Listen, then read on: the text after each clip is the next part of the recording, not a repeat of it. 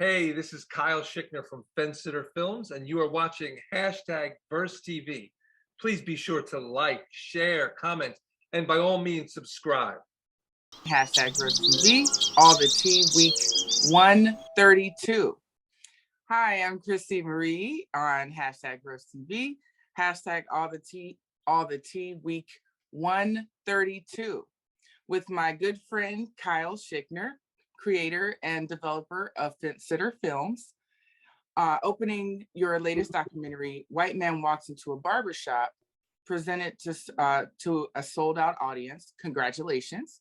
Thank you. Say hi to everyone, Kyle Schickner. Hello, everyone. How's everyone doing?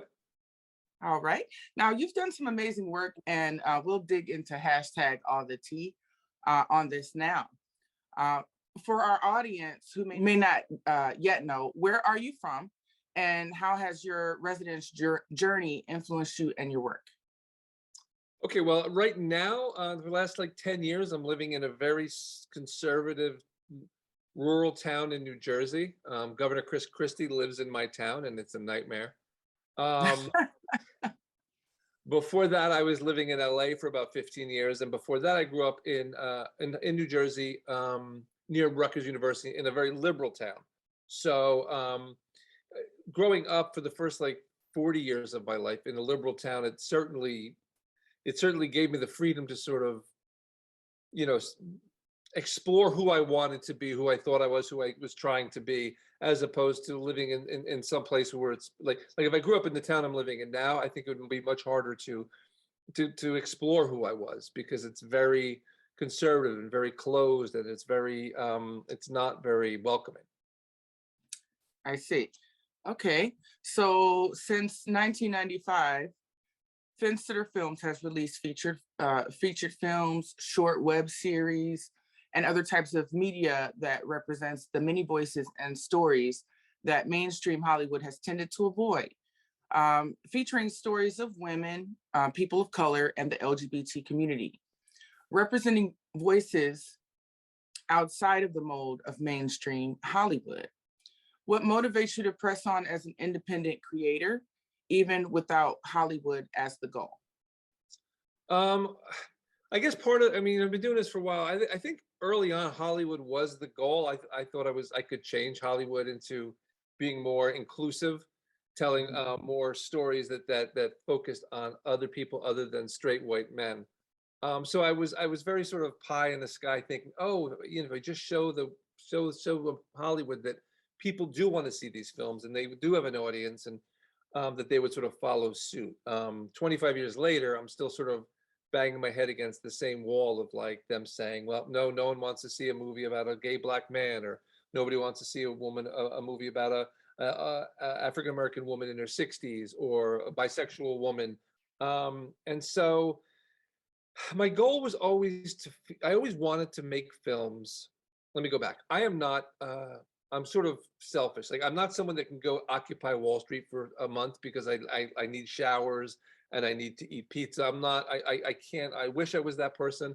I wish I was somebody that could sort of be inconvenienced. But what I can do is tell stories. And my feeling was, as a white man, I found early on that doors were open to me that were not available to friends of mine who were much more talented than me, that were women or people of color or queer. And so it sort of felt the very least I could do was use my white card to get in and open the door. And while the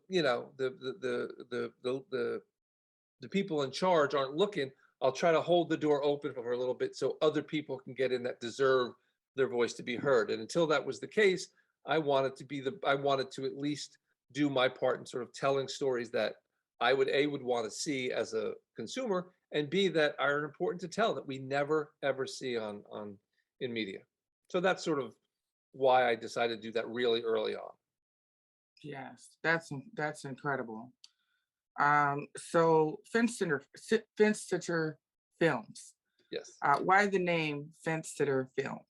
Well, I'm a bisexual male, and I came out at Rutgers University in the early 90s. I actually started the very first collegiate bisexual group. Often they were queer groups that included bisexuals, but my group at Rutgers, called Bias, Bisexuals Achieving Solidarity, was sort of the first only, not only, but sort of focused on bisexual students. And so one of the things bisexuals are called to be insulted are fence sitters. So I sort of wanted, I'm a big hip hop fan, so I took a sort of a page out of the whole, take something that's used against us and use it as a positive. So I called it FenceSitter Films. So my mother for years didn't have any idea what it was, even though she knew I was bi. She just thought it was a cute name, but she didn't make the connection. Yes, very brilliant, very brilliant. So you have created some amazing film works with FenceSitter Films.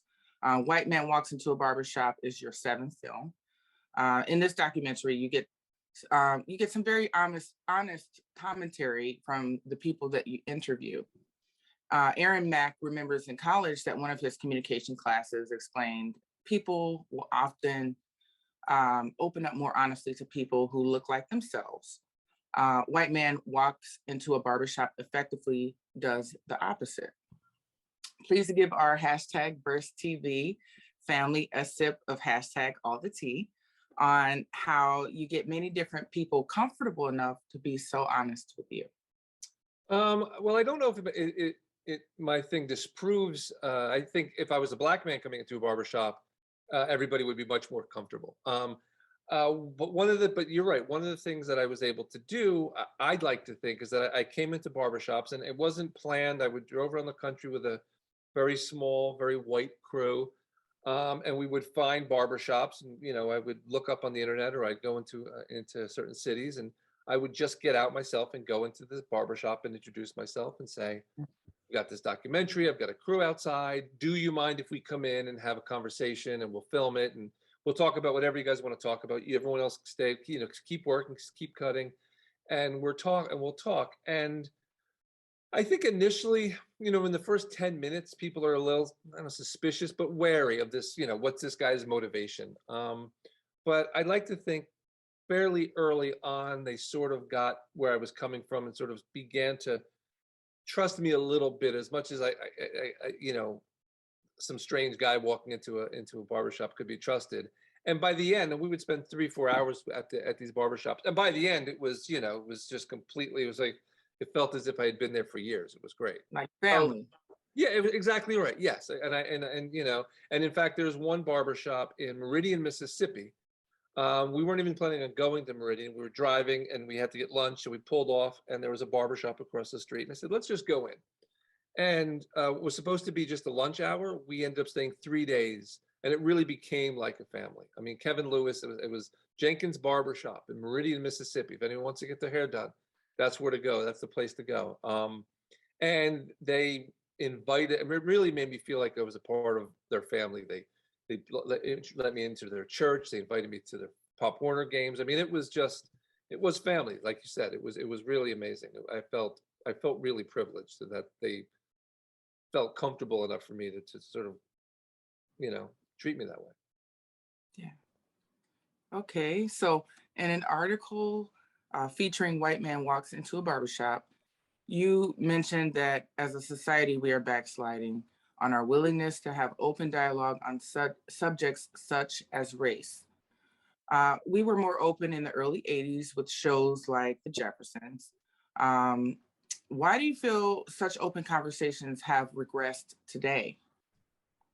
I think a big part of it is the internet. I think it's the internet. I think it's Twitter. It was happening before that for sure, but I think that accelerated things. I think that there is this bottom feeder sort of social warrior, social justice warrior that's just sort of waiting to sort of cancel people, which has become a word that we're hearing a lot about. But when I started this documentary, it wasn't a word. It was still something I was concerned about. That and so as different people in our country, whether you're white or black or gay or straight or transgender, we don't necessarily know what's the correct way to speak and what's the correct terms, and it changes so fast.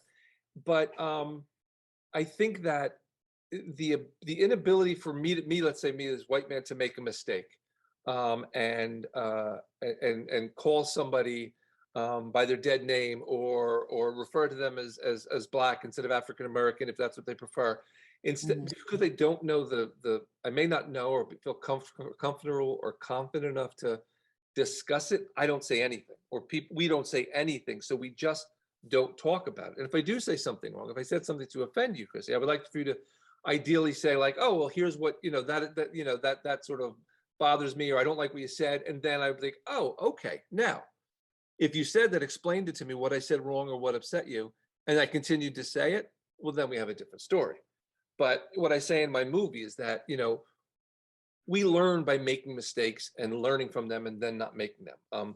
Like my nephew in school doesn't uh, say 5 + 3 is 9 because he's a dick. He may just not know the answer. So if all of a sudden if kids get detention for getting a question wrong, well, no one's going to learn anything.